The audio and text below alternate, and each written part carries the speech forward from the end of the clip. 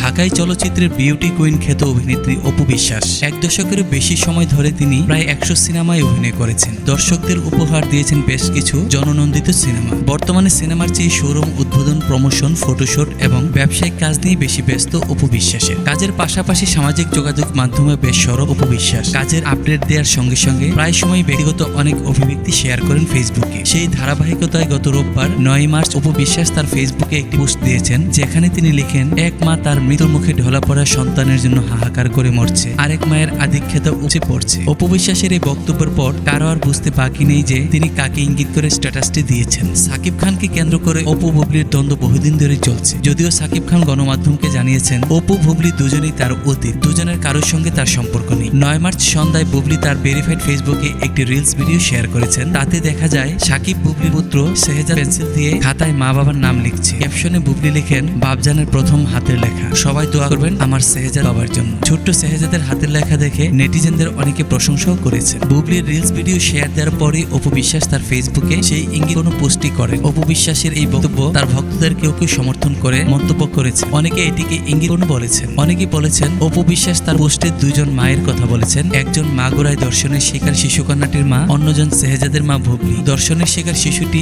মৃত্যুর সঙ্গে পাঞ্জা লড়ছে, এ নিয়ে গোটা দেশ ভীষণভাবে ক্ষতবিক্ষত। আর এই পরিস্থিতিতে বুবলি তার পুত্রের ভিডিও পোস্ট করেছেন।